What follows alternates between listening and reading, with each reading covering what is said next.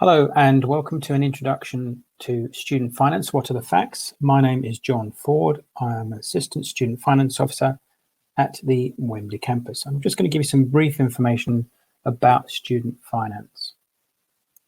Okay, well, so there are two parts to student finance, which are tuition fee loans and maintenance loans. If you haven't already applied for funding, you should be applying now. There are closing dates coming up soon this month, and they do vary if you live in Northern Ireland, Scotland and Wales. But if you haven't applied by a certain date, which is normally this month or the beginning of June, student finance can't guarantee that you would get any of your funding on time. So it's important, if you haven't applied already, you need to apply for funding now. If you have applied and hopefully your application is going through straightforward enough, then and you satisfy residency and eligibility requirements, then hopefully you will get your funding released to you at the start of term.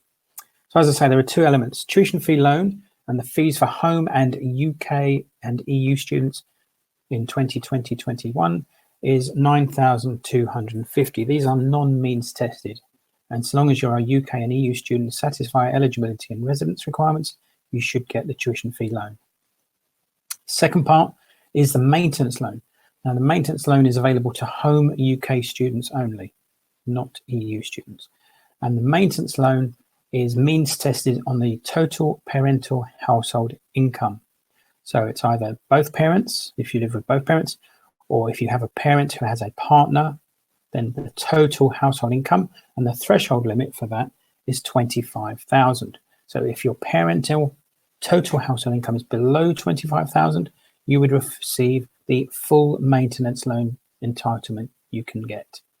Once your parental income goes above 25,000, then your student loan entitlement would reduce depending on how high your parental income goes.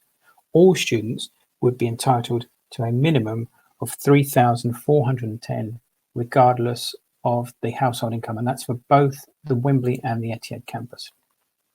Just the next slide, just showing you some figures. So if you live at home with your parents and your parents' household income is below 25,000, you would get the full maintenance loan living at home of 7,747.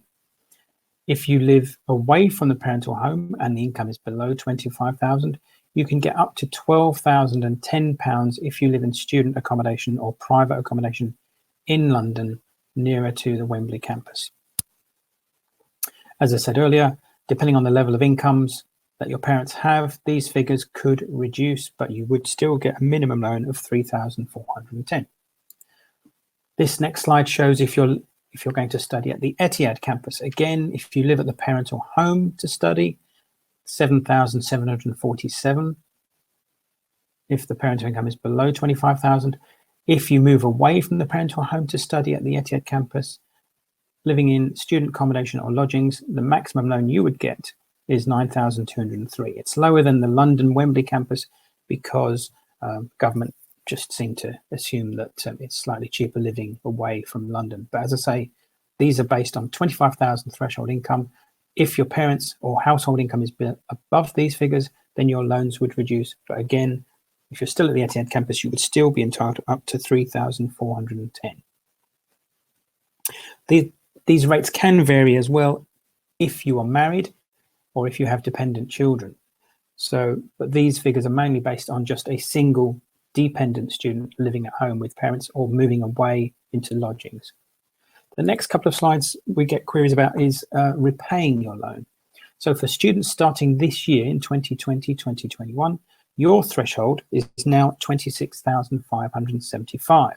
This is the level of income you can earn before you start having to repay your loans, either if you withdraw from your course before you complete it or once you've graduated. So if you start a 3-year degree in September 20, finish in June 2023, you wouldn't start repaying any loan back until April 2024, and only when you start earning above 26,575. Any loans that you haven't paid back are wiped out after 30 years. The next slide shows an example of how much you'd be likely to repay depending on your level of income. So if your income is below £26,575 a year once you've graduated, you wouldn't need to pay any of your student loan back. It would be just deferred or suspended, and student loans company would contact you to clarify any changes in your income.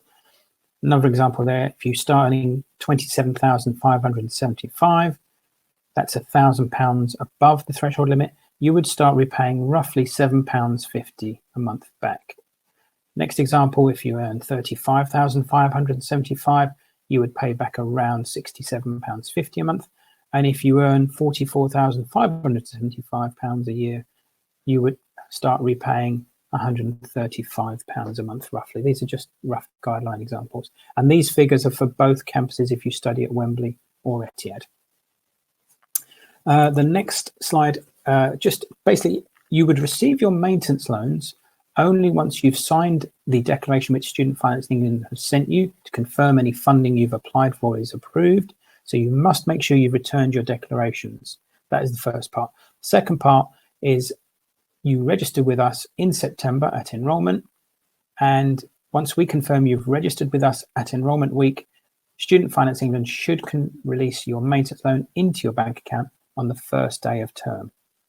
Now, the maintenance loan you receive is paid directly into your banks in installments. The first installment is September, second installment is January, and the third installment will be in April.